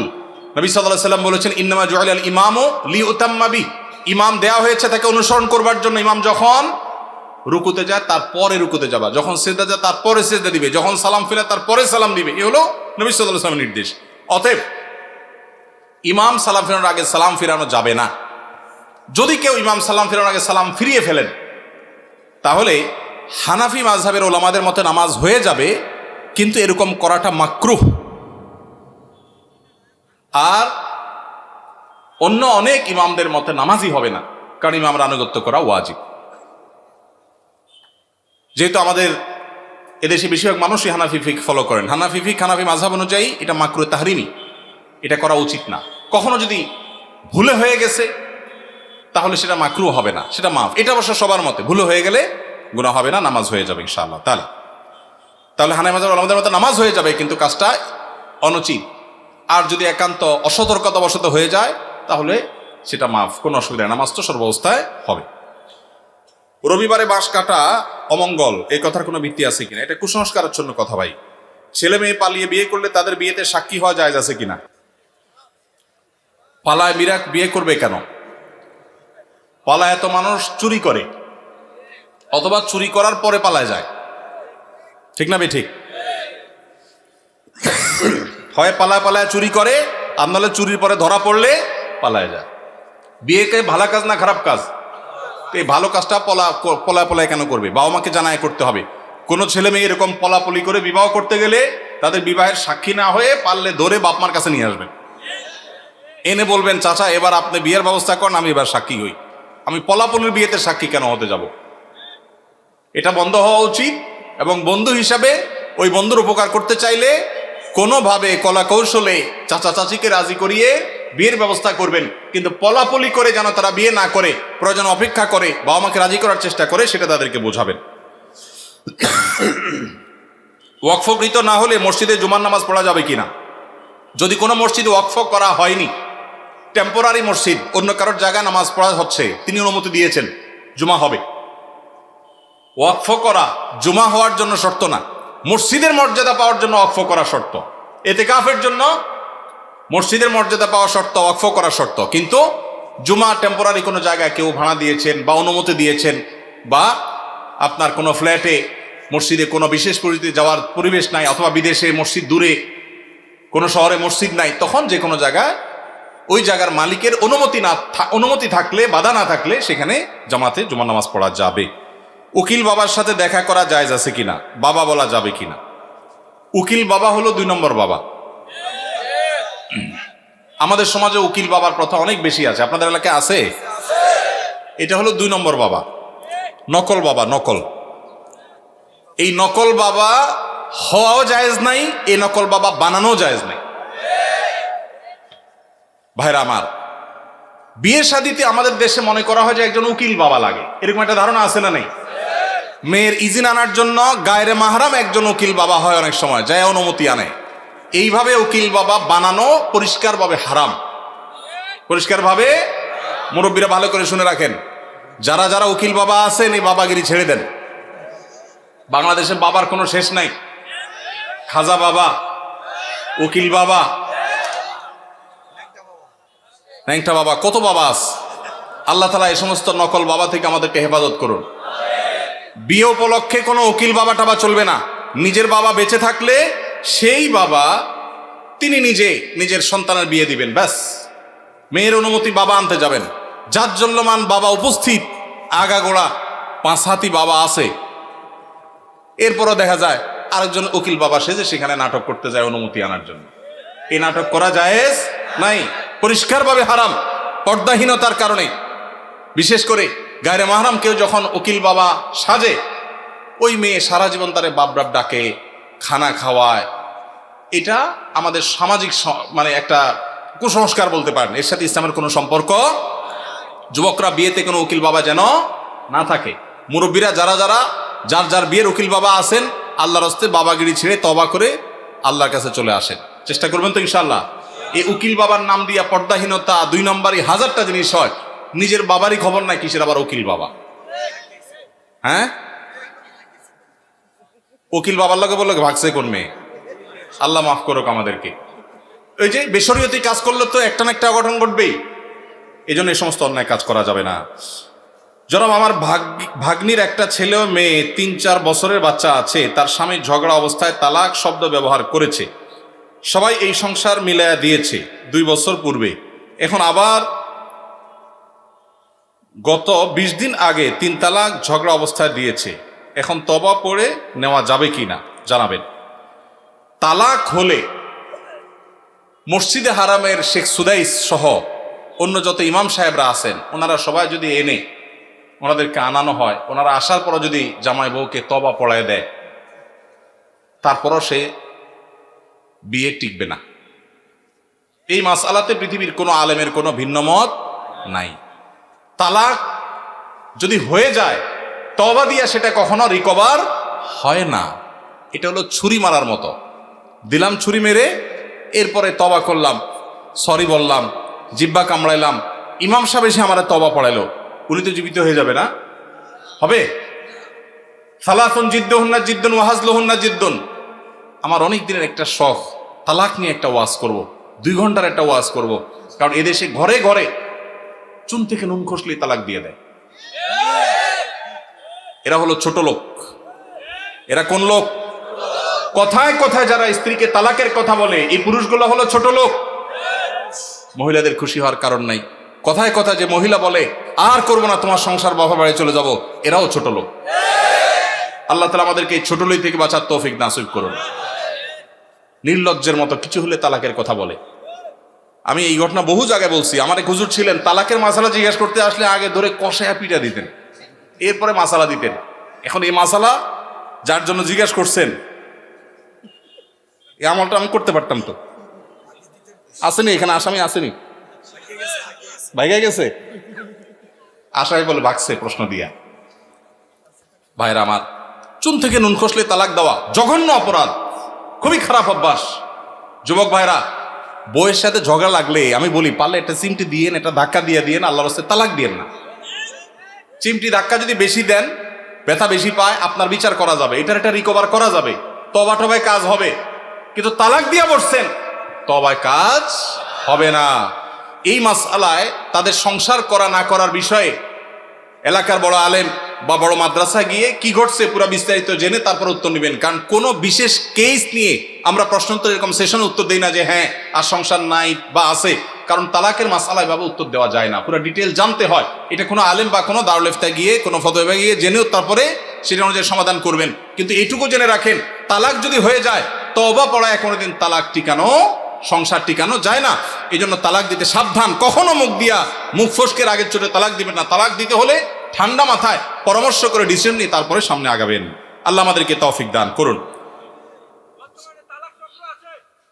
তালাক চক্র কি আবার? এটা আবার কোন চক্র? তালাক দিয়ে টাকা খায় মানে? ও, ছেলে তালাক দিলে কাবিনের টাকা কে দিবে? ও, মেয়ে পক্ষ তালাক নেয় টাকার লোভে? বা ভালো ব্যবসা দেখা গেছে। ব্যবসার আইডিয়ার জন্য পৃথিবীবাসী বাঙালির কাছে আসা উচিত। বাপরে বাপ, কি মাথা! যে সমস্ত মেয়ের বাবারা মোটা অঙ্কের মোহর ধার্য করেন এই ধান্দায়, এরা নিকৃষ্ট বাবা। এই নিকৃষ্ট বাবাদের কপালে কখনো দুঃখ ছাড়া সুখ আসবে না। অনেক বাবা আছেন মোহর ধরেন 10 লাখ 20 লাখ, কেন? যাতে না ছুটে। এ ভাই, টাকা বেশি ধরলে কি বিয়ে বেশি টিকবে? মুরব্বী যারা আছেন খবর নেন, অল্প স্বল্প মোহরের টাকা ছিল, কিন্তু বিয়ে মাশাআল্লাহ এখনো টিকে আছে। আর যুবক 10 লাখ 20 লাখ মোহরের টাকা ফুটুস ফুটুস করে ভাঙে। ঠিক না ভাই? ঠিক। বাবাজির মোহরের টাকা কত ধরা হয়েছিল? বাবাজি, আপনার মোহর কত ধৈর্য হয়েছিল? 2 লাখ। কত আগে বিয়ে করছেন আপনি? হ্যাঁ, 89 সনে। আপনি কি বড় লোকের ছেলে নাকি? সাধারণ মানুষ। আচ্ছা, সত্য সত্য বলেন, 2 লাখকে দিছিলেন? চাচিরে দিছিলেন আপনি? সবর সবর সবর দিছিলেন? সম্পদ দিছেন? 2 লাখ হবে সেটা? আলহামদুলিল্লাহ, তাহলে তো দিছেনি। আপনারা এতক্ষণ ঠিক ঠিক বলে তো লাভ হলো না। মুরব্বী তো ঠিকই দিচ্ছেন মাশাআল্লাহ। 2 লাখের সম্পদ দিয়ে দিচ্ছেন চাচিরে, ওইটা আবার ফেরত ফেরত নেন নাই তো? নেওয়ার কোনো দান্দা টান্দা নাই তো? আলহামদুলিল্লাহ। হ্যাঁ, কার 2000? চাচা একটু দাঁড়ান তো বাবা, একটু দাঁড়ান, একটু দাঁড়ান। নারায়ে তাকবীর। বাবাজির মোহর কত ছিল? 2000 কত আগে বাবা? হ্যাঁ হ্যাঁ, কত আনুমানিক? 60 বছরের 2000 তো এখন 20 লাখ টাকার সমান মনে হয়। ওই টাকা কি সে আমলে শোধ করছেন না এখনকার আমলে এসে শোধ করছেন? হ্যাঁ, দিয়া ফেলাইছেন তখনই? তাহলে আস্তে আস্তে দিছেন, আলহামদুলিল্লাহ, এটাও একটা দৃষ্টান্ত উজ্জ্বল, মাশাআল্লাহ। তো 2000 টাকার বিয়ে টিকছে তো? আছে তো চাচি? আছে তো? চাচি বেঁচে আছে? মারা গেছেন, আলহামদুলিল্লাহ, বিয়ে টিকছে, আল্লাহ চাচিকে দুনিয়া থেকে নিয়ে গেছেন, আল্লাহ থেকে জান্নাতুল ফেরদৌস নসিব করুন। মেয়ের বাবারা যারা মনে করেন বড় অঙ্কের মহর ধার্য করলে বিয়ে টিকবে, এটা একটা নষ্ট চিন্তা। শুরুতেই যদি বিয়ে ভাঙার চিন্তা করেন, এখানে বরকত কোত্থেকে আসবে? ইন্না আযামান নিকাহি বারাকাতান আইসারুহা মাউনাতান, যে বিয়েতে সবচেয়ে মহর কম থাকে সেটা বেশি বরকতময় হয়। এই জন্য 10 লাখ 20 লাখের ভিতরে বরকত নাই। হ্যাঁ, কারণ আল্লাহ তাআলা সামর্থ্য দিয়েছে অনেক, সে 10 লাখ কেন 10 কোটি দিল ভিন্ন কথা। সামর্থ্য নাই, ছেলে বেতন পায় 10,000, মহর ধরছেন 10 লাখ টাকা, এটা ফাইজলামতি ছাড়া আর কিছু হতে পারে না। তো এই বিয়ে বাণিজ্য, তালাকের বাণিজ্য করবেন না। আল্লাহ আমাদের সবাইকে বোঝার তৌফিক নসিব করুন। ভাইরা আমার, রাত হয়েছে, আমরা আর কথা বাড়াতে চাই না। যে বাকি প্রশ্নগুলো আছে সেগুলো প্রশ্ন উত্তর ইনশাআল্লাহ আমরা অন্য কোনো মজলিসে দেওয়ার চেষ্টা করব। আজকের এই ঢুলিপাড়া ঐক্য পরিষদের যে মাহফিলে যে আলোচনাগুলো আমরা শুনলাম, আল্লাহ তাআলা আমাদের সবাইকে সে আলোচনা অনুযায়ী আমল করার তৌফিক দান করুন, বলুন আমিন। আল্লাহ তাআলা আমাদের সবাইকে এই মাহফিল থেকে দ্বীন এবং ঈমানের শিক্ষা নিয়ে যাওয়ার তৌফিক দান করুন।